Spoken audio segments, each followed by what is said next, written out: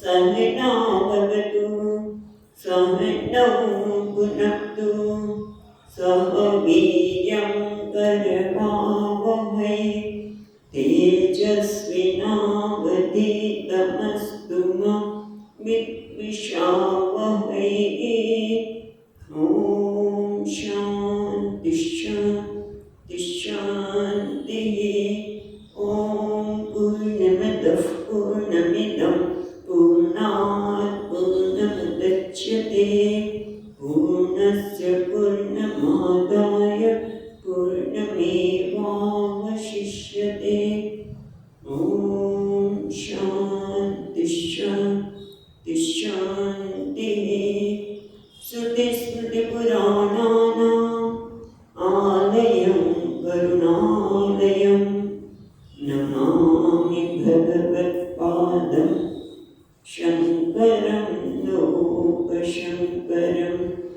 शङ्करं शङ्कराचार्यं केशवं बादरायणं सूत्रभाष्यकृतौ वन्दे भगवन्तौ पुनः पुनः। ईश्वरो गुरुरात्मेति मूर्तिभेदविभागिने व्योमवद्व्याप्तदेहाय दक्षिणामूर्तये नमः। ॐ पार्थाय प्रतिबोधितां भगवता नारायणेन स्वयं व्यासेन ग्रथितां पुराणमुनिना मध्ये महाभारतम् अद्वैतामृतवर्षिणीं भगवतीम् अष्टादशाध्यायिनीम् अम्ब त्वामनुसन्दधामि भगवद्गीते भगवद्वेषिणीम्। यं ब्रह्मा वरुणेन्द्ररुद्रमरुतः स्तुन्वन्ति दिव्यैस्तवैः वेदैः साङ्गपदक्रमोपनिषदैः गायन्ति यं सामगाः। ध्यानावस्थिततद्गतेन मनसा पश्यन्ति यं योगिनः यस्यान्तं न विदुःसुरासुरगणाः देवाय तस्मै नमः।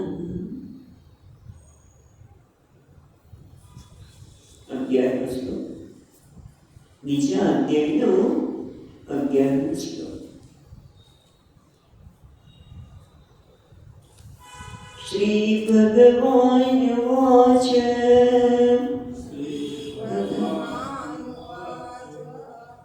અશોચ્યાન અન્વશોચસ્ત્વં અશોચ્યાન અન્વશોચસ્ત્વં प्रज्ञावादांश्च भाषसे प्रज्ञावादांश्च भाससे गतासु न गतासुश्च गतासु न गतासुश्च नानुशोचन्ति पण्डिताः नानुशोचन्ति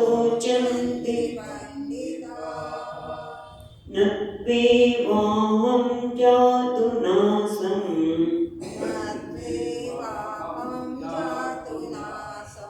न त्वं नेमे जनाधिपाः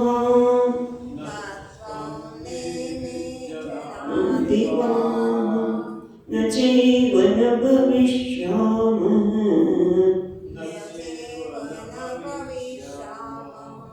सर्वे वयमतः परम्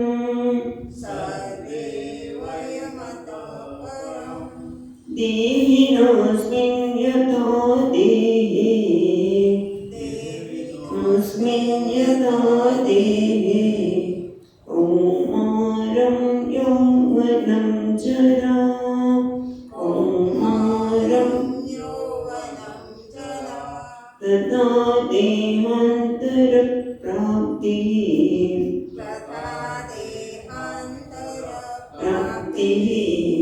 ધીરસ્તત્ર ન મુહ્યતિ.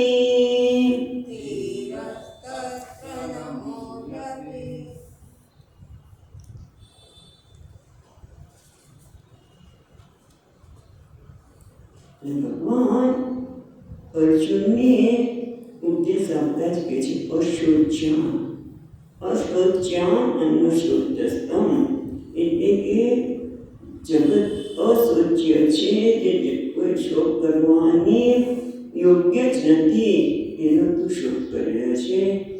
આમ જોવા જઈએ તો જગતમાં એવું કશું જ નથી કે તારા શોકનું કારણ મળે. કારણ કે આમ પણ જોવા જઈએ તો અર્જુન કહે કે ભાઈ તમે કહો છો કે જગતમાં બધું જ અશોચ્ય છે, શોક કરવાને યોગ્ય નથી. પણ તમે એમ તો વિચાર કરો કે ભીષ્મ પિતામહ દ્રોણાચાર્ય જે પૂજાને યોગ્ય છે એના પર બાણ મારવા એ શોકનું કારણ ન બન્યું.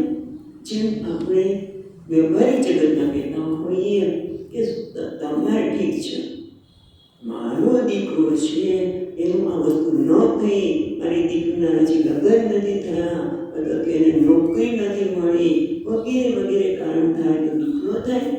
એ ભણતો નથી, દુઃખ ન થાય? અને તમે તેમ જ કહી દો છો સીધું ભગવાન અશોચ્યાહ, જેમ અર્જુન જાણે કે કહેતો હોય કે ભગવાન તમે ભીષ્મ પિતામહ અને દ્રોણાચાર્ય જે પૂજા કરી રહ્યા છે એને તમે પૂછો અશોચ્યાહ. એ રીતે કોઈ વ્યક્તિ એમ કહી શકે કે તમે એમ કહો છો કે ભાઈ મારી દીકરી માટે હજી 2 સાલ ન થયું, મને દુઃખ ન થાય, મને શોક ન થાય, દીકરો ભણતો ન હોય તો આમ ન થાય, આમનું બધું આમ ન થાય, આ બધું ન થાય. અને તમે તો કહી દો છો અશોચ્યાહ. કારણ કે દરેક દીકરી કે દીકરો હોય તમને પ્રેમ હોય કે નહીં, એની ચિંતા થાય કે નહીં? પ્રેમ હોય તો ચિંતા થાય. જો વ્યક્તિ શું કહે છે કે દીકરો કે દીકરીની અવસ્થા જોઈને દુઃખ થાય કે નહીં? પ્રેમ છે ને, ભગવાને મમતા મૂકી છે, થાય કે નહીં?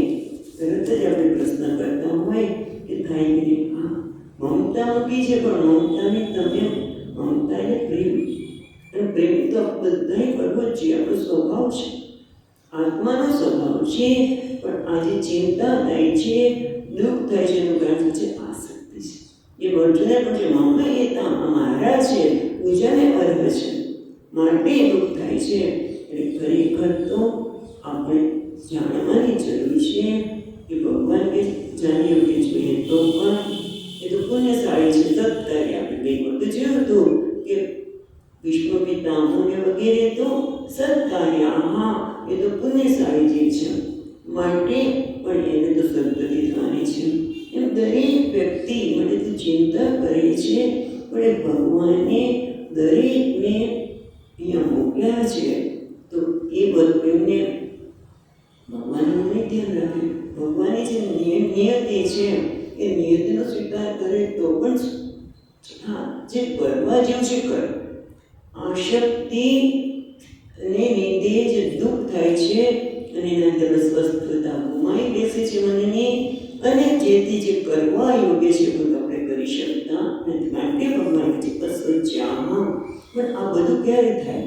આપણે જે કહેવામાં આવે છે તો આપણે સ્વીકારી કરી શકીએ ત્યારે કે જ્યારે આપણે આપણા આ બધા ખ્યાલને છોડી કાઢીએ. નિત્યત્વાદ એમણે કહ્યું કે અશોચ્યાહ નથી ગણાવ્યા. એક તો ભીષ્મ પિતામહ અને દ્રોણાચાર્ય સત્કાર્યત્વાદ, એ તો પુણ્યશાળી છે, માટે પણ શોકની યોગ્ય નથી, કારણ કે એમની સદગતિ જ છે. અને બીજું શબ્દ આપ્યું નિત્યત્વાદ, એ નિત્ય છે. આત્માની દ્રષ્ટિએ જોવા જઈએ તો નિત્ય છે, પણ એ આત્મા નિત્ય છે એ આપણે ક્યારે સ્વીકારી શકીએ? જ્યારે ભગવાન કહે છે એમાં આપણે શ્રદ્ધા, શાસ્ત્ર કોઈ વ્યક્તિ કહે છે એમાં આપણે શ્રદ્ધા હોય. અને શ્રદ્ધા ક્યારે હોય? જ્યારે આપણી માન્યતાને, આપણા ખ્યાલોને થોડીક વાર માટે પણ એક બાજુ મૂકવા તૈયાર થઈએ. એને એક બાજુ મૂકી અને જે કહે છે એ પ્રકારે વિચારીએ તો એને કહેવાય શ્રદ્ધા. એક મહારાજશ્રી વાત કરતા હતા કે એમની પાસે કોઈ વ્યક્તિ આવી અને એ પુસ્તિકા પસંદ બેસીને કહે છે કે મહારાજ કેમ આવ્યા છો? તો કે આપણી પાસે ભાગવત શીખવા માટે આવ્યા છો. તમે તો ઘણા પંડિત છો, તમને શું ભાગવત શીખવાડ્યું? તો કે થોડુંક હું તમને કહીશ અને થોડુંક તમે મને ભાગવત વિશે કહેજો. એટલે શું છે? શીખવા નથી આવ્યા. ખ્યાલ આવ્યો? એ વ્યક્તિ શું કહે છે કે તમે મને ભાગવત વિશે કહેજો, હું તમને કહીશ. એટલે શીખવા નહીં આવ્યા, અહંકાર છોડવા નથી આવ્યા, શ્રદ્ધા સાથે નથી આવ્યા. એટલે જ્યાં સુધી આપણું શ્રદ્ધા ન હોય, આપણું અહંકાર પણ છોડવા તૈયાર હોય તો આ જ્ઞાન નથી શકે. એટલે બીજું છે, એક તો માન્યતાને છોડવી અને બીજું પણ આ જ્ઞાનમાં આડું આવતું હોય તો છે તુષ્ટિ, સંતોષ. મને બધી ખબર છે, મારે કંઈ કરવાની જરૂર નથી, મારે શીખવાની જરૂર નથી. હું તો તમને ખબર છે ગુરુનો શિષ્ય છું, મારા ગુરુ કેટલા મહાન છે, ગુરુ મહાન ચિંતા કે ચિંતા નહીં કરવાનું બસ. અથવા તો હું તો તપસ્વી છું, હું ચપનિષ્ઠ છું, હું આ છું, એને સંતોષ આવી જાય છે. અને આવું જોયું છે. અને પછી ટૂંકમાં માણસને ખોટો સંતોષ આવી જાય તો પણ જ્ઞાન પ્રાપ્ત કરી શકે. અથવા તો અભિમાન, ખ્યાલ છોડવા જ નથી આવ્યો હોય, શું કામ? મને બધી ખબર છે. થોડુંક હું કહીશું તમે, આપણે કંઈ મહાત્મા તરીકે જ નહીં પણ ટૂંકમાં આવું બનતું હોય છે. એટલા માટે ભગવાન કહે છે કે અશોચાન અનશોચસ્તમ પ્રજ્ઞા વાતાંશ્ચ ભાસસે. તું ખરેખર જે શોક કરવા યોગ્ય નથી એનું શોક કરી રહ્યો છે. ભીષ્મ વગેરેનો શોક કરી રહ્યો છે. કારણ કે આપણે ખ્યાલ કેટલા બધા છે કે છોડવા તૈયાર નથી. એટલે આપણે અશોચ જેવું લાગતું જ નથી. એટલે આપણે ખ્યાલ હોય છે હું સફળ થવું છે, હું ક્યારે નિષ્ફળ થવો જ નહીં. એટલે હું જરાક નિષ્ફળતા થઈને આપણે શોધ લાગે. આ બધું જ ખરેખર તો આપણા ખ્યાલો કેટલા દ્રઢ થઈ ગયા છે, પોતાના વિષયને છોડવાની તૈયારી હોય છે. અને એક વસ્તુ સમજવાની જરૂર છે કે બધી જ ઘટના ઈશ્વર દ્વારા સંચાલિત છે. આપણે તો નિમિત્ત છે.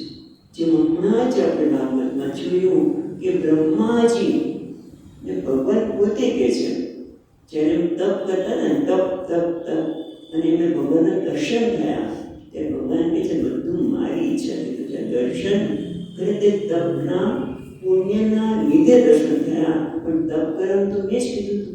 એટલે જે કંઈ ઘટના ઘટે છે ઈશ્વર સંચાલિત જ છે. આપણે નિમિત્ત છીએ એવું પણ સમજીએ તો પણ શોકને કોઈ કારણ થઈ શકે નહીં. અને એવું પણ માનવાની જરૂર નથી કે જે બને છે સારા માટે છે. કારણ કે આપણને ખબર નથી. ઘણા લોકો એમ કહે શોક કરવાનું કોઈ કારણ જ નથી, કારણ કે ભગવાન કરે જ માટે જે કરી સારા માટે. ઠીક છે, પણ એવું પણ શા માટે કહીએ? કારણ કે સારા માટે કહીએ, కానీ બોલવા માટે બોલીએ, પણ અંદરથી તો આપણે સ્વીકારે ન હોય. એ કદાચ એટલું રાખો સીધું કે જે કરે છે મને ખબર નથી, ભગવાન જે કરી રહ્યો છે હું સર્વગ્ન નથી, માટે જે થાય છે જોયા કર બસ. તો પણ વાંધો ન આવે. મૂળ વસ્તુ તો એ છે કે વ્યવહારિક રીતે ભલે આપણે એનું સંચાલન કરીએ પણ થોડી વાર મન શાંત થાય, પણ વ્યવહારિક અને પારમાર્થને ભેગા ન કરીએ. અને આપણે જોઈએ કે જેમ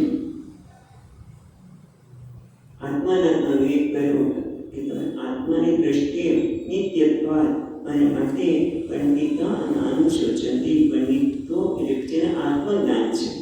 પંડિત એટલે કોણ? જે આત્માનું સ્પષ્ટ જ્ઞાન છે, આત્મા જેવો છે એવું જ્ઞાન છે. એ જોવે છે આત્મા નિત્ય છે, સચ્ચિદાનંદ સ્વરૂપ છે. અને જે મિથ્યા છે એ મિથ્યા મને દુઃખ આપી શકે નહીં. ઉપયોગી કદાચ કરી શકીએ. દાખલા તરીકે આપણી પાસે એ વસ્તુ છે નહીં, પણ કોઈ વસ્તુ પડી હોય ઉપર તો છે દ્રાક્ષ છે, બરાબર? એ દ્રાક્ષ મજાની એકદમ કાળી દ્રાક્ષ મૂક્યો હોય અને આ દ્રાક્ષ આપણે મળી જાય તો કેવું સારું, એકાદશી છે, આ કાળી દ્રાક્ષ મળી જાય તો કેવું સારું. પછી જ્યારે હાથ અડાડીએ ત્યારે બરોબરની છે તો એ બની મિથ્યા, તો મને દુઃખ આપે નહીં, પણ એ ઉપયોગી છે કે નહીં? દ્રષ્ટાંત બધા માટે તો ઉપયોગી છે, જગતના પદાર્થો ઉપયોગી છે, પણ કેવા છે? અનાત્મા છે, એ મિથ્યા છે એટલું સમજાય તો પણ ન અનુશોચનતી. અને પછી આપણે બીજા 12મા શ્લોકમાં બતાવ્યું કે નિત્યત્વાદ એ નિત્ય કેમ છે એ પણ આપણે જોયું. આ નિત્યત્વાદ એટલે શું? તો કે છે અનત્વેવાહ જાતું ના થાય, તું પણ નહોતો, હું પણ નહોતો, કે આ બધા નહીં હોય, કારણ કે બધા નિત્ય છે. ખરેખર તો આમ જોવા જઈએ તો બધા છે ને કેવા છે? ઘડા જેવા છે. ઘડા એટલે ઘટ્યતેથી ઘટ, જે ભારતના વિશ્વ પિતામહ રાજા તું આ બધા ઘડા સમાન છે. જેમ ઘડાની અંદર કેટલા બધા ઘડા મૂક્યા હોય, એમાં પાણી ભર્યું હોય તો સૂર્યના અનેક પ્રતિબિંબ દેખાય, પણ સૂર્ય તો એક જ છે. આત્માની દ્રષ્ટિએ જોવા જાય તો તને અનેક આત્મા દેખાઈ રહ્યા છે, પણ આત્મા એક છે. અને બીજી રીતે જોઈએ તો ઘટ્યતેથી ઘટ, જેને ઘડવામાં આવે છે, ઘડ, અને આ શરીર પણ ઘડો છે. જેમ સ્વપ્નમાં ઘડો છે, કદાચ નાશ પામે તો આપણે ચિંતા થતી નથી. આ શરીર પણ બધાના શરીર કર્મના લીધે બન્યા છે, માટે આ શરીર તો ઘોડા સમાન છે. પણ એ ઘોડો તૂટી જાય તો નવો ઘોડો તો મળવાનો છે. માટે નિત્યત્વાદ, જીવની દ્રષ્ટિ નિત્ય છે. અને જો તું ઉપાધિથી ઉપર ઉઠી જાય છે તો આત્મા નિત્ય છે, સમજાય. અને આત્મા અનેક નથી, એક છે. માટે એના માટે નિત્ય માટે પણ તારે શોધ કરવાનું કોઈ કારણ નથી. એના માટે 13મા શ્લોકમાં દ્રષ્ટાંત પણ આપ્યું ભગવાને કે દેહીનોસ્મિન યથા દેહે, જેમ આ દેહની અંદર દેહ છે એ જુદી જુદી પોતાના શરીરની અવસ્થાને જુએ છે. બાળક હતો ત્યારે, યુવાન હતો, વાર્ધક્યને પ્રાપ્ત કરે કે વૃદ્ધાવસ્થાને પ્રાપ્ત કરે ત્યારે એ એક જ છે. એ રીતે આ શરીર છોડશે ને તો પણ એ એક જ રહે, એને બીજું દેહની પ્રાપ્તિ થવાની છે. માટે પણ કદાચ વિશ્વ પિતામહ બધા આ શરીર છોડી દેશે તો પણ બીજું કામ મેળવવાના છે. માટે ધીરજ તત્ર મુહ્યતિ, ધીર પુરુષ છે એ ધૈર્યવાન છે. ધીરના 2 સ્થાય છે, આપણે જોઈએ છીએ. ધીર એટલે જે ધૈર્યવાન છે, જે કઈ ઘટના ઘટે ત્યારે ન ગમતી ઘટના ઘટે ત્યારે પણ વ્યાકુળ થતો નથી, એને ધીર કહેવાય. કદાચ વ્યાકુળ થતો લાગે ખરો, ધીર પુરુષ પણ વ્યાકુળ થતો લાગે ખરો, યોગ્ય જ બને. ઘટના બનેલી છે, એક બહુ જ રોજનો સત્સંગ કરે, ગીતાનો અભ્યાસ, ઉપનિષદનો અભ્યાસ, અને એમના ઘરે પુત્રનું મૃત્યુ થયું. એ બધા રડતા હતા, રડે સાથે, અને સામે બાળકનું શરીર પડ્યું છે. ત્યારે ભાઈ રડવા માંડ્યા, એટલા રડવા માંડ્યા. એટલે બધા એમને સાથ રાખાય, મૃત્યુ તો અનિવાર્ય જ છે, એમાં તમે શું કરી શકો, આત્મા નિત્ય છે. બધા એ ભાઈને જ્ઞાન આપવા લાગ્યા. અને પછી એને જે ક્રિયા કરવાની બાળકની ક્રિયા પૂરી થઈ, અને પછી એક વ્યક્તિ ત્યાં મિત્રએ પૂછ્યું કે કેમ આટલું રડતો હતો? તો રોજ ગીતાની સત્સંગ કરે છે. એટલા માટે છું, હું રડતો તો બધાએ મને સલાહ આપવા માંડ્યા. મિત્ર મારે બધાને કેટલી વાર કહેવું પડે કે ભાઈ મૃત્યુ અનિવાર્ય છે, આત્મા નિત્ય છે, કોઈ મારું સાંભળત જ નહીં. ખ્યાલ આવ્યો? એટલે ક્યારેય આપણે ધીર પુરુષમાં વ્યાકુળ કે રડતો જોવા મળે, પણ જે ખરેખર ધીર છે એ ઘરે બહારથી નાખતો હોય પણ એ પોતે વ્યાકુળ થતો નથી. જેમ ધીર માટે વ્યાખ્યા આપી છે કે વિકાર હેતો અપી એસામ ચિત્તાની ન ક્રિયતે ઇતિ ધીરઃ. વિકારના કારણ હોય કામ, ક્રોધ, લોભ, એ પરિસ્થિતિથી બી થાય કે માણસને ક્રોધ આવે, એવું થાય કે આપણે હજી મારી પાસે આવે, લોભની પણ લાલચ પણ આવી શકે, પણ છતાં પોતાનો કોઈ વિકાર થતો નથી. એને ધીર કહેવામાં આવે છે. અને એટલા માટે કહે છે ધીરસ્તત્ર મુચ્યતે. ધીર પુરુષ છે એ ક્યારેય મોહિત થતો નથી, કોઈની સાથે પોતાનું કહે ને વ્યાકુળ થતો નથી, વિક્ષિપ્ત થતો નથી. વિક્ષિપ્ત તો ઝઘડો પણ કરી શકે. એક વાર કોઈ ઘટના ઘટી છે, કોઈ સ્વામીજી બનાવતા હતા આશ્રમ, એટલે કોઈના ખેતરમાંથી માટી લેવા ગયા. માટી નહીં દે, જેનું ઘરમાં ખેતર હતું એ માટી નહીં આપું, એટલે કે મારે માટી જોઈએ છે. વિચાર કરો, આશ્રમની વ્યક્તિ બીજી સાથે ઝઘડા કરે છે. પછી કોઈ સ્વામીજીને વાત કરી કે આવું ઘટના ઘટી રહી છે. સ્વામીજી ગયા કે કઈ વાંધો નહીં, એ કહે છે ત્યાં લો ને, એ જ્યાંથી તમને માટી લેવાનું કે ત્યાંથી લઈ લો, કામ પૂરું થઈ ગયું. ઝઘડાની કંઈ વાત જ નથી. વસ્તુને જેવી છે એવી સ્વીકારે, એનું નામ છે ધીર. ધીર પુરુષ છે ક્યારેય વિક્ષિપ્ત થતો નથી, ક્યારે વિકારવાન થતો નથી. અને એના માટે આ સમજાવ્યા પછી અર્જુન કહે છે, સુંદર પ્રશ્ન ઉઠાવે છે કે નનુ આત્મના નિત્યત્વે વિભુત્વે ચ ન વિદામઃ. એટલે ન્યાય વગેરે લોકો કે અર્જુન જાણી કહેતો હોય અને બધાને આવું થઈ શકે કે તમે એમ કહો છો કે આત્મા નિત્ય છે, વિભુ છે, બધું સમજાય છે મને, પણ પ્રતિદેહે એકોત્તપ્ત ન સહામય. પણ આ બધામાં એક જ આત્મા છે એવું તો મને સમજાતું નથી. અને બીજું, બુદ્ધિ, સુખ દુઃખ, ઈચ્છા, દ્વેષ, પ્રયત્ન, ધર્મ અધર્મ, ભાવના, નાનાખ્ય વિશેષો બતઃ પ્રતિદેહમ ભિન્નાઃ.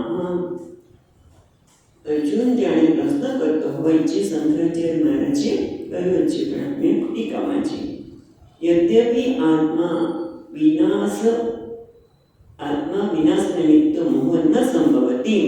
નિત્યમ આત્મા, તમે કહો આત્માના સંદર્ભમાં મોહ થવો શક્ય નથી, શોકનું કોઈ કારણ નથી, પણ છતાં મેં સમજે છે, પણ છતાં આ ઠંડી, ગરમી એ બધું તો આવે છે ને. અને અહીંયા વૈશેષિક એવું કહે છે કે દરેક આત્મા એક છે, પણ તમે આત્મા એક જ, પણ બધાને જુદી અનુભૂતિ થાય છે. કોઈને શોક થાય, કોઈને સુખ થાય, કોઈને દુઃખ થાય, કોઈને દ્વેષ થાય, કોઈને રાગ થાય, એ બધું તો જુદું છે જ ને. તો એનું શું?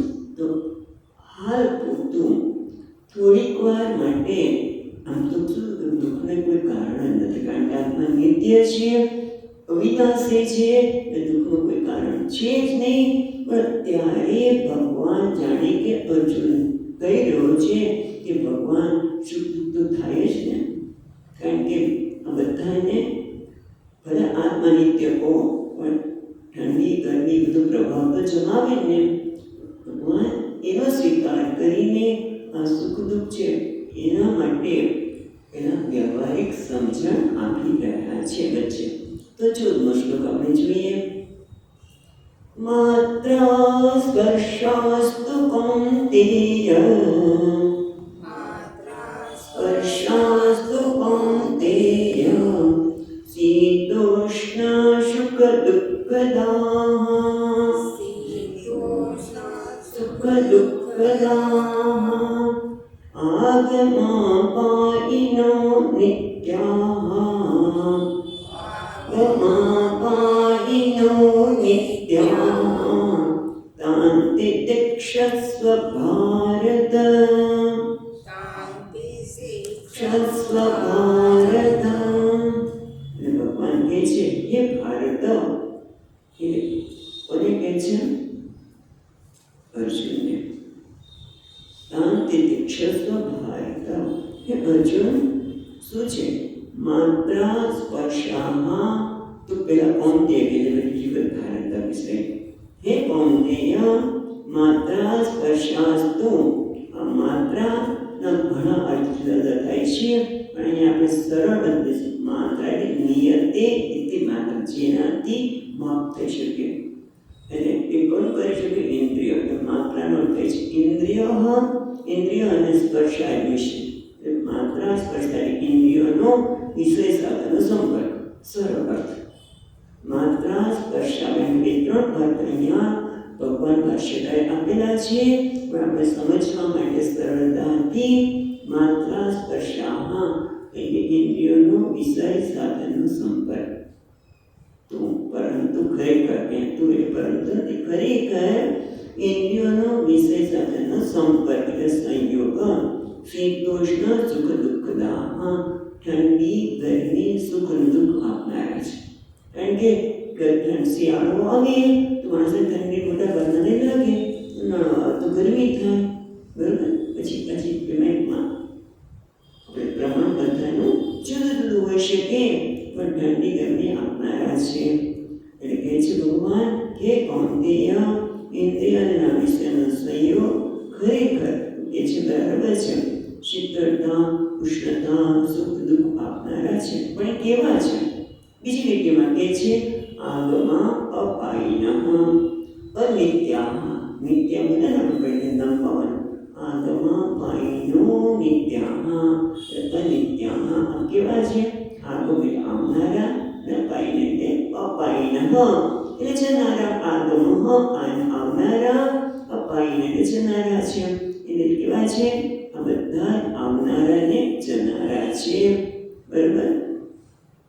આગમન ઉત્પત્તિ અને અપાયિન વિનાશનો પણ અર્થ થાય છે.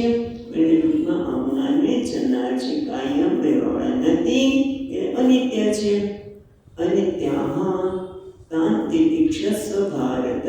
એ ભારત તું એને સહન કર. એટલે તિતિક્ષા એટલે તું એને સહન કર. એટલે તો બીજા સંદર્ભમાં કહીએ તો જગતના ગંધ તો રહેવાના જ છે.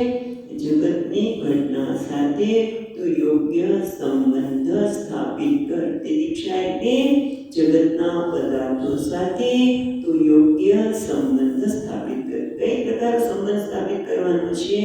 તો પહેલા તો સમજાવે છે કે માત્રા સ્પર્શામાં ઇન્દ્રિયોનો જ્યારે વિષય સાથે સંપર્ક થાય ત્યારે ઠંડી ગરમી બરોબર છે, પણ એ પણ તમે જુઓ ઘણા લોકોને એકદમ ઠંડી લાગે તો લોકોને ઠંડી લાગે નહીં, ખ્યાલ આવે છે? ઘણા લોકો એટલી ઠંડી લાગે આપણે સ્વેટર પહેરે અને એક વ્યક્તિ સ્વેટર પહેરતી જ નથી. એનો અર્થ એવો થયો કે દરેકની મનની તરંગ છે અથવા તો પોતાનો ખ્યાલ છે. ઠંડી ગરમી સુખ દુઃખ એ એનો આપણા મનનો તરંગ છે, ખ્યાલ છે.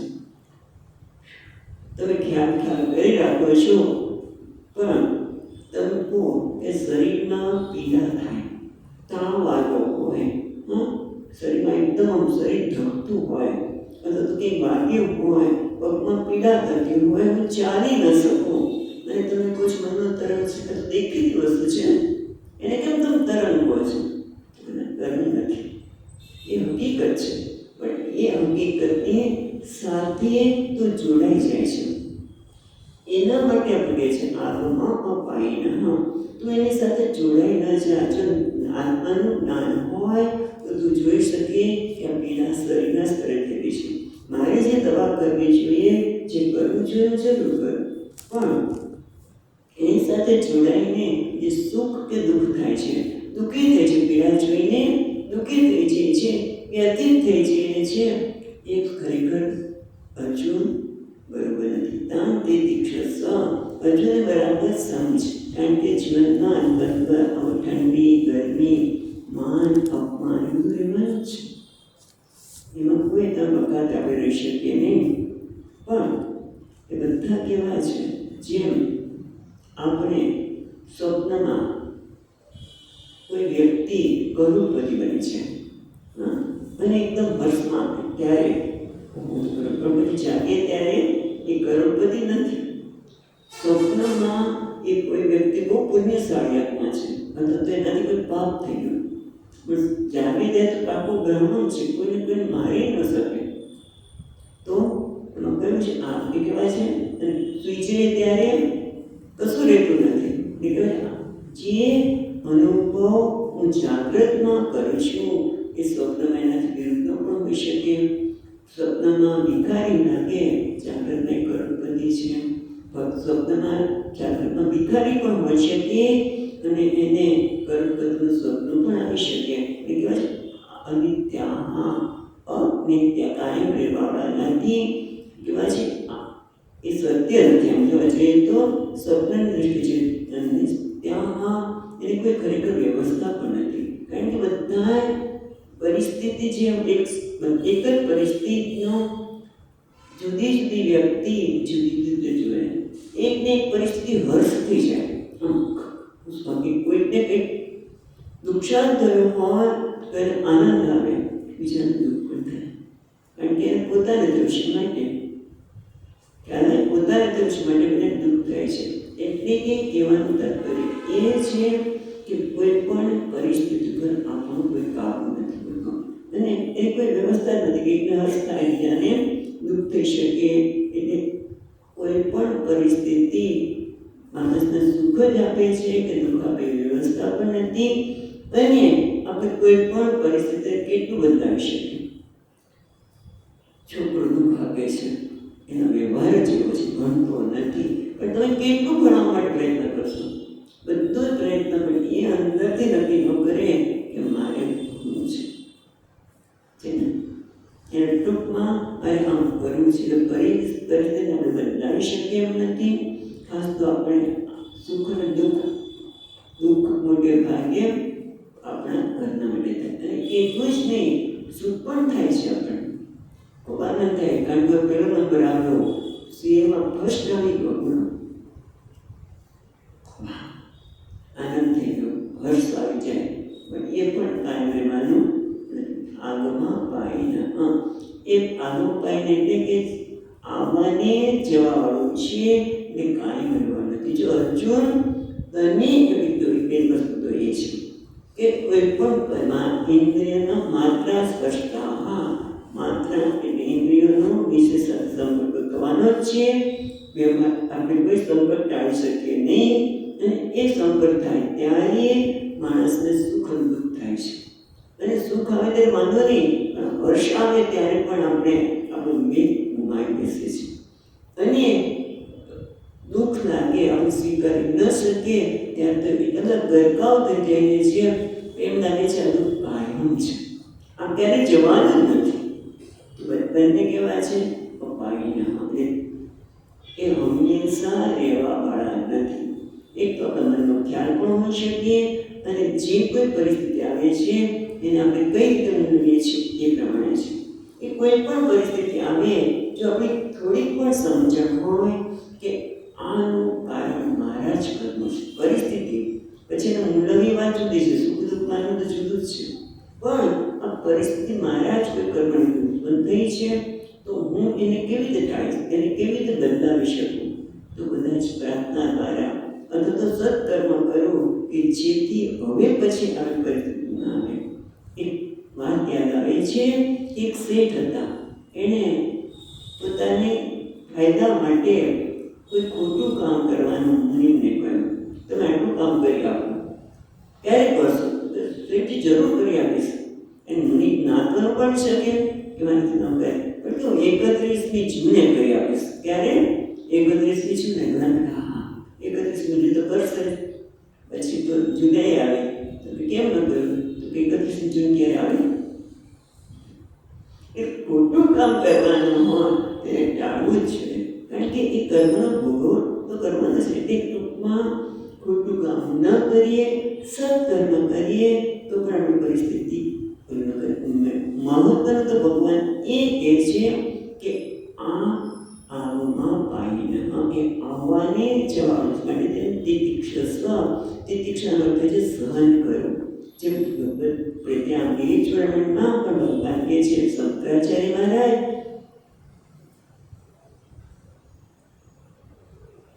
સહનમ સર્વ દુઃખાનામ અપ્રતિકારપૂર્વકમ તિતિક્ષા નિગદ્યતે. સહનમ સર્વ દુઃખાનામ, જે કંઈ દુઃખ આવે એને તમે સહન કરો. અને સહન કરો એટલે બહારથી આપણે સહન કરતા લાગીએ, સ્વીકાર કરતા લાગીએ, પણ અંદરથી સ્વીકાર ન થાય તો પણ બહુ જ મુશ્કેલ થાય છે. માનસિક રીતે ભાંગી પડીએ એ ખરેખર તામસિક છે એવું પણ કહે છે. પણ મહત્વનું છે સહન. તિતિક્ષા એટલે સહર્ષ સ્વીકાર. જે છે એનું તું સ્વીકાર કર. કારણ કે આ જગતમાં જે કંઈ આવ્યું છે એ આગમાં પાયના. તને અત્યારે દુઃખ જણાય છે એ પણ કાયમ રહેવાનું નથી, સુખ પણ કાયમ રહેવાનું નથી. એટલે દુઃખના કારણે ખાસ તો માણસ હતાશ થઈ જાય છે. પણ એને કહે છે કે હતાશ થવાનું કોઈ કારણ નથી, કારણ કે સુખ અને દુઃખ હંમેશા કાયમ રહેવાના નથી. એટલે ભગવાન અહીંયા આપણને ખાલી સલાહ નથી આપતા, બહુ સમજાય. ભગવદ્ ગીતામાં ક્યારેય ભગવાન નથી કહેતા તું સહન કર, દુઃખી ન થઈશ, કોઈ સલાહ નથી. આપણને વસ્તુને જેવી છે એવી જોતા બતાવે છે કે જગતના પદાર્થો સુખ દુઃખને જન્માવાના છે, પણ તું એ વસ્તુને બરાબર જો કે કાયમ રહેવાના નથી. પહેલી વસ્તુ તો એક છે, કાયમ રહેવાના નથી. તમે જુઓ, નિષ્ફળતા પણ વિદ્યાર્થીઓને જે નિષ્ફળતા મળે, ધાર્યા એમના માર્ક્સ ન મળે અને તરત જ તે શરીર ટૂંકાવી દઉં. મનુષ્ય શરીર બન્યું છે, ઉત્તમ શરીર, બુદ્ધિ શક્તિ આપે છે. અને માણસ અત્યારે વિદ્યાર્થીની વાત કરીએ છીએ, પણ કોઈ પણ દુઃખ હોય એ આપણે તરત તરીકે કે કાયમનો જ છે. ઝઘડો થાય તો લાગે કે બે પતિ પત્ની વચ્ચે ઝઘડો થયો હોય અને તે કાં હંમેશા માટે આમ છૂટા થઈ છે. તો આવી તો હોઈલા બધું તો આ કાયમ રહેવા નથી, આગમાં પાઈ નહીં. એક જણાએ લીધું કે આ કાયમ રહેવાનું નથી. બહુ મહત્વનું છે. ભગવાન કહે છે આ પણ કાયમ નથી, માટે તું તિતિક્ષા કર, એને સહન કર. પણ ભગવાન આ સહન કરીએ તો પછી લોકો લાભ જ ઉઠાવે ને. એ સહન કરવાથી શું મળે? તમે તો સહન કરો કહો છો, પણ સહન કરવાથી શું મળે? તો ભગવાન આપણે 15મા શ્લોકમાં કહે છે,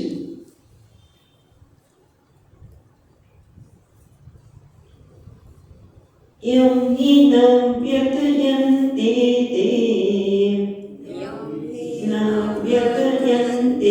તે પુરુષં પુરુષર્ષભ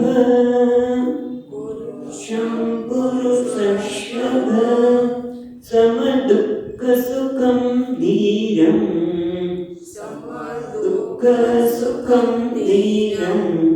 સોમૃતત્વાય કલ્પતે.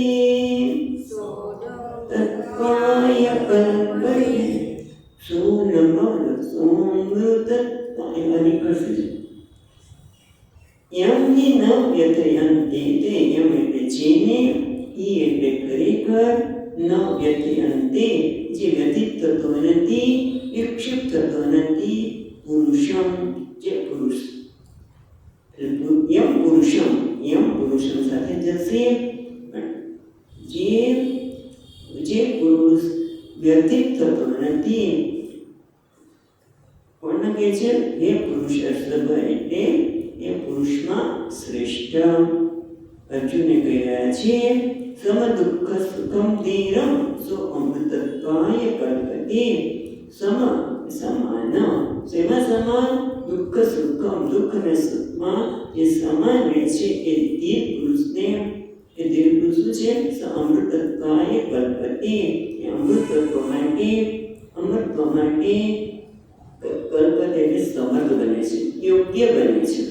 સમર્થ બને છે, યોગ્ય બને છે. હવે ભગવાન કહે છે પહેલા તો પુરુષર્ષભ, અર્જુનને કહે છે પુરુષ, પછી પુરુષમાં સર્ષભ એટલે વૃષભ એટલે સાંઢ. અને સાંઢ તો બધી ગાળોમાં સાંઢ જુદું પડી જાય, કારણ કે એનો ટેકો વધારે ને જુદું પડી છે. એમ ભગવાન કહે છે અર્જુન આ બધામાં તો જુદો પડી રહ્યો છે, તું બધા જેવું સામાન્ય નથી. અને અર્જુનમાં એક પ્રકારનું તેજ પણ હતું, બધામાં જુદા પડી જતા દેખાવથી પણ. અહીંયા તો છે વિવેકથી જુદો છે તું, કે કોઈને આ જ્ઞાન પ્રાપ્ત કરવાની ઈચ્છા થઈ નહીં, અર્જુન તને જ.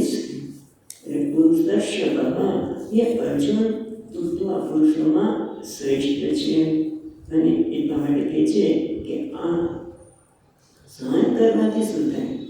તો કે યમ હિ ન વ્યથયંતે, તે જેને કોઈ વ્યક્તિને આ વ્યથિત કરતું શું સુખ ને દુઃખ. કારણ કે હમણાં જ ભગવાને વાત કરી કે આ જગત છે દ્વંદ્વને બને, સુખ દુઃખ, સફળતા નિષ્ફળતા, માન અપમાન, આ બધું જગતમાં છે જ. સુખ છે તો દુઃખ છે જ, કારણ કે બંને સાથે જ છે. સુખ છે તો દુઃખ છે, દુઃખ છે તો સુખ છે, માન છે તો અપમાન છે. અને આ બધાને જે સમાન ગણે છે. સમાન કેવી રીતે ગણે? એટલે દુઃખ તો દુઃખ જ છે ને, એને કેમ સમાન ગણાય? સુખ એક જુદી વસ્તુ છે અને દુઃખ જુદી વસ્તુ છે. મને કોઈ વસ્તુને જોઈને મને આનંદ આવ્યો, કારણ કે મને ઉપયોગી થયો, મને તો એ સુખ થયું કે નહીં. મારો બાળક ભણવામાં પહેલો નંબર આવ્યો તો મને આનંદ થાય કે નહીં? સુખ થયું, એ તો બરોબર છે. પણ દુઃખ પણ થાય, કારણ કે ભણતો નથી, પેલો આમ નથી કરતો, પેલો આમ નથી કરતો, કોઈ મારું અપમાન કરે છે, તો પછી દુઃખ ન થાય? ગમે તે બોલી નાખ્યા આપણને બધા વચ્ચે, તો દુઃખ ન થાય? પણ તમે વિચાર કરો કે અપમાન પણ ક્યારેય માણસને દુઃખ થતું નથી. કારણ કે જેમ કે છોકરો છે, નાનો બાળક, એ પિતાજીને પાટા મારે કે દાદાને, દાદા રમાડે છે, પાટા મારે છે, તેને થાય છે મને પાટા મારે છે, મારું અપમાન કરે છે.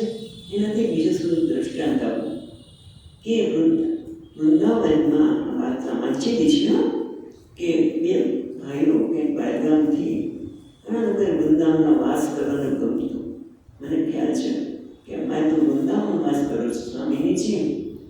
વૃદ્ધા અવસ્થામાં અમુક સમય સુધી ઘરમાં રહી, પછી વૃંદાવનમાં રહ્યું છે. એ બંને ભાઈ વૃંદાવનમાં રહ્યા, પૈસા તો મંદિર પણ બનાવ્યું અને ત્યાં બધા દર્શન કરવા આવે, રાસલીલા પણ થાય.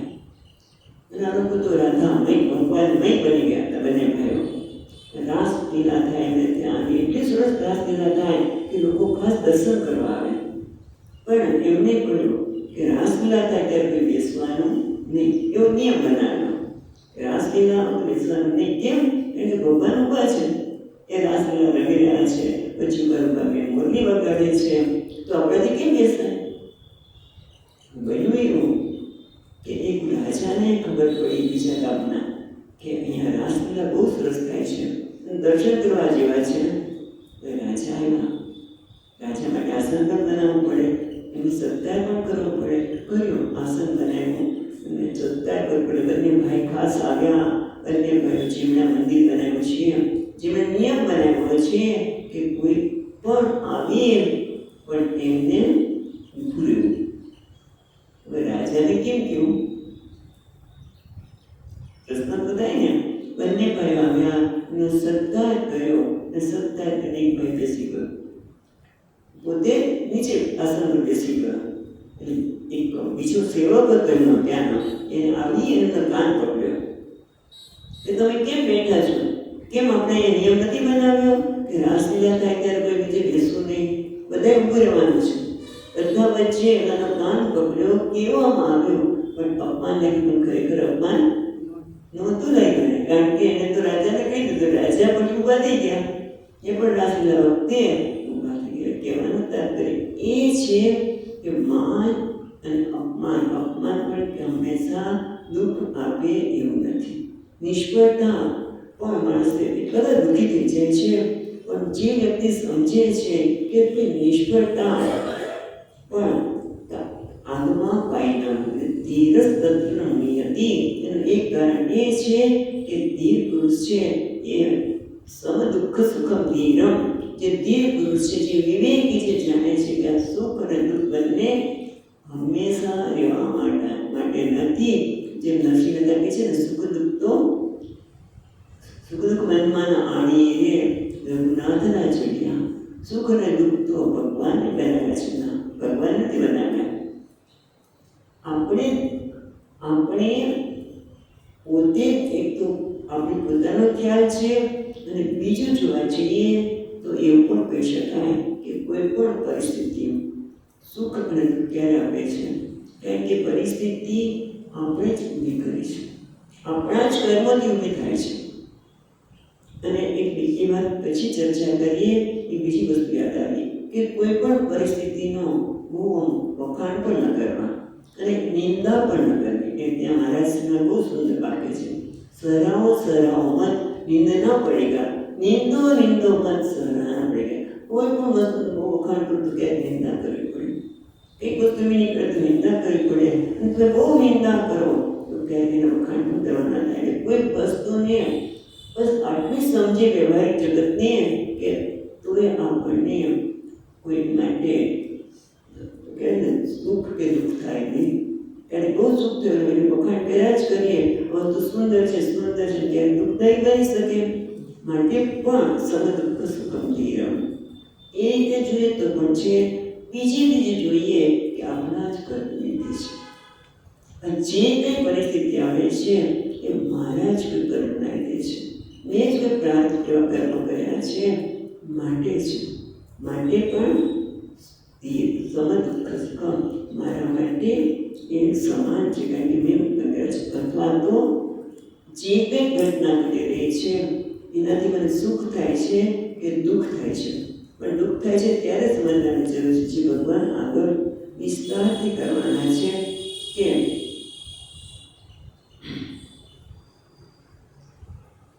કે જે કંઈ મળી રહ્યું છે મારો પ્રસાદ છે, તો પણ દુઃખ થાય ને.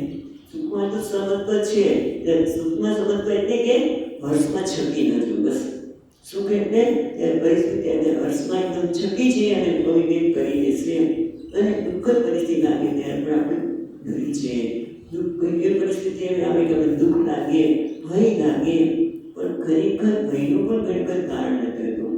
એક વ્યક્તિ બગીચામાં ગઈ ફરવા અને હાથી જોયો, એવો વિકરાળ હાથી લાગ્યો. એટલે એની બાજુમાં મહાવત પણ હતા, કારણ કે બગીચામાં બધી જોવાની વસ્તુ હોય, એ જોવાની વસ્તુ હતી. અને મહાવત ક્યાંક ઊભા હતા, ડરી ગયો. મહાવત કે તમે અહીંયા આવો, ડરશો નહીં. તો હાથીને જોઈને ડર લાગે છે કે આ હમણાં સૂંઢ મારશે, સૂંઢ પર ઉપાડી દેશે તો નહીં. પણ અહીંયા ધીમે ધીમે ધીમે બોલાવવા દઈ ગયા. હાથી પકડી હાથ પકડીને દઈ ગયો, અને પછી જો હાથ અડાડ્યો તો એ ખરેખર હાથી લાકડાનો હતો. ખ્યાલ આવ્યો?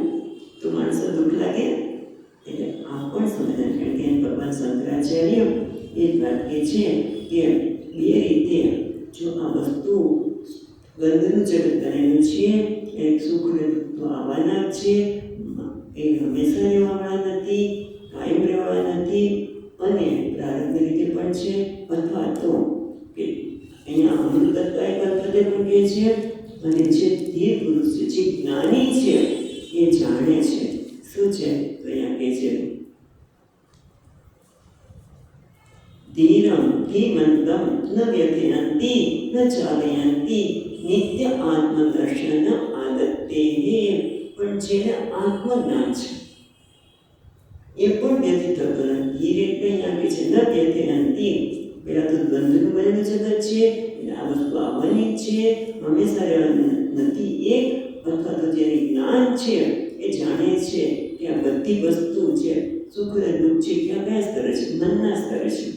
બુદ્ધિ નક્કી કરે છે અને માન કહેવાય કે અપમાન કહેવાય. પણ આત્મા એટલે નિત્ય આત્મદર્શને જેને આત્માનું જ્ઞાન છે એ જાણે છે કે આ બધા જે પરિસ્થિતિ છે અને જેના લીધે મને સુખ થાય છે, દુઃખ થાય છે, માન અપમાન થાય છે, તો અનાત્માના સ્તરે છે.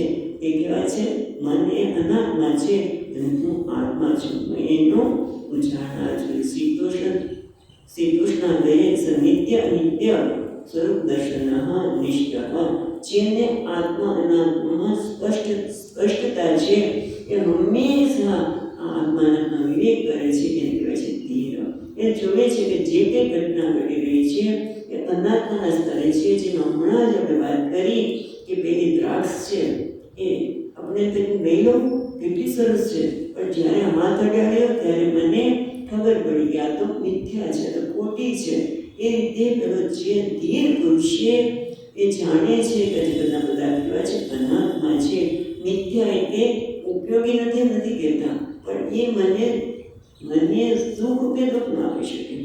જગતના પદાર્થો મિથ્યા છે, નકામા છે એવું નથી કહેતા, કારણ કે એને સ્પષ્ટતા છે કે મિથ્યા એને નકામું નહીં, પણ હું એના મારા સુખનો આધાર એ વસ્તુ પર નથી. જો એટલું સમજાય કે જગતના પદાર્થો મને સુખ કે દુઃખ ન આપી શકે, હું મારા સુખનો આધાર જગતના પદાર્થ પર રાખું તો દુઃખ પણ આપે. જો એટલું પણ સમજણ પડે કે મારા સુખનો આધાર જગત ઉપર નથી, કારણ કે દર કેવા છે? અનાત્મા છે, એ હંમેશા રહેવાળા નથી, માટે પણ મારા સુખનો આધાર નથી. જો એને આત્મજ્ઞાન હોય, એ આત્મજ્ઞાનમાં નિષ્ઠ હોય તો પણ એને કોઈ વસ્તુ વ્યતીત કરી શકે નહીં. એટલે બંને રીતે જોવાની જરૂર છે કે આ હંમેશા રહેવા નથી, માટે પણ મને દુઃખી કરી શકે નહીં, સુખ પણ આપી શકે નહીં. અને જે વ્યક્તિ આત્મનિર્ભર છે, પોતાના ઉપર આત્માને જાણે છે, આત્મનિર્ભર અહીંયા આત્માને જાણે છે, એ જાણે છે કે હું તો સુખ સ્વરૂપ છું, આનંદ સ્વરૂપ છું. એ જગતના પદાર્થોનો ઉપયોગ જરૂર થાય છે, પણ એ મારા સુખ કે દુઃખનો વિષય બની શકે, બધું જ કરે છે, પણ એ જાણે છે કે મારા એ સુખનો કે દુઃખનો સંબંધ વિષય બની શકે નહીં. એ શંકરાચાર્ય મહારાજ કહે છે, નિત્યાનિત્ય સ્વરૂપ દર્શન નિષ્ઠ દ્વંદ્વ સહિષ્ણ અમૃતત્વાય ભવાય મોક્ષે. ત્યાં બીજું અર્પણ કરે છે. તમે આપણે ચર્ચા કરી કે અમૃતત્વાય કલ્પતે, કે જેનું મન દુઃખ અને સુખમાં સ્વસ્થ છે, ન પ્રત્યંતે તે. એનો એક અર્થ શું કર્યો આપણે? મોક્ષાય કલ્પતે, મોક્ષ માટે એ સમર્થ બને છે. બીજો અર્થ એ કહે છે કે જેને ધીર પુરુષને આત્મા અને આત્માનો વિવેક છે, એમાં નિષ્ઠ છે, એ મોક્ષ અમૃત તત્વને પ્રાપ્ત કરે છે. અહીંયા મોક્ષાય ઇત્યર્થ અમૃતત્વાય ભવાય, એ પોતે અમર બની જાય છે. ટૂંકમાં જગતના પદાર્થોમાં મોટા ભાગે આપણે સ્થિતિ કેવી છે? દુર્લભ છે. મોટા ભાગે સામાન્ય લોકોની સ્થિતિ કેવી છે? દુર્લભ છે. કાં તો અહીંયા નહીં છે, કાં તો આપણે એક બાજુ હોય, ધંધા બાજુ. તો જગતના પદાર્થોનો જ્યારે અનુભવ કરીએ ત્યારે એમ એ લોલભની જેવી છે. પણ આ ધીર પુરુષ કોને કહેવાય? કે જે આ કોઈ લોલભ એટલે આમ જઈને આ બાજુ છે, પેલા ઘડિયાળ પ્રમાણે. પણ આ વ્યક્તિ કોઈ પણ વસ્તુ કે પરિસ્થિતિને પ્રભાવ કરી શકતી નથી, એના પ્રભાવ હેઠળ નથી. એ પરિસ્થિતિઓનો તો જ યોગ્ય નિર્ણય કરી શકે, તો જ એનું મન શાંત હોય. એનું શાંત મન હોય તો જ એ આત્મા અનાત્માનો વિવેક કરી શકે. એટલે અમૃતત્વાય કલ્પતે, એટલે જે અમૃત તત્વ મોક્ષ માટે સમર્થ ક્યારે બનીએ? કે જ્યારે આપણે વિવેક કરી શકીએ. ત્યારે કયો વિવેક કરી શકીએ? આત્માનાત્મ વિવેક. આત્માનાત્મ વિવેક કરવો હોય તો મન સ્વસ્થ હોવું જોઈએ. જો પ્રભાવમાં જ હોય વસ્તુના તો વિવેક થઈ શકીએ નહીં. એટલે માટે આપણે એટલું પણ નક્કી કરીએ કે કોઈ પણ કર્મ કરીએ ત્યારે એટલું નક્કી કરી શકીએ કે હું કર્મ કરું છું ત્યારે નિષ્ફળતા માટે આ કર્મ બરાબર ન થાય એના માટે તૈયાર છું. પણ તમે જો આપણે બહુ મુશ્કેલ છે કે એક વખત આપણે સફળતા મળે, ભણવામાં હંમેશા પાસ કરતા હોઈએ, સારો નંબર આવતો હોય તો આપણે જો જરાક બસ પસંદ જજો, જરાકમાં આપણે ડ્રોપ લઈએ, મારે આ નથી કરવું. કેમ? નિષ્ફળતા માટે તૈયાર નથી. પણ જે વ્યક્તિ કર્મ કરતા પહેલા નિષ્ફળતા માટે પણ તૈયાર હોય તો એનું મન સ્વસ્થ રહે. માટે હંમેશા માણસ નિષ્ફળતા માટે પણ તૈયાર હોય. કારણ કે તમે જો કોઈ પૂજા કરે તો નિંદા પણ કરવાવાળા તૈયાર છે. પૂજા કરે તો સારું લાગે, હા આપણું કેટલા પૂજા કરે છે, કેટલું જ માન આપે છે. લોકો કેવું નીકળાય, નિંદા કરે કેવું છે, પોતે પોતાની જાતને પૂજા વડાવે છે, વગેરે વગેરે. એટલે ટૂંકમાં જગતના પદાર્થમાં છે જ, માટે તમે તૈયાર છો. જીવન આ બધું ક્યારે બને?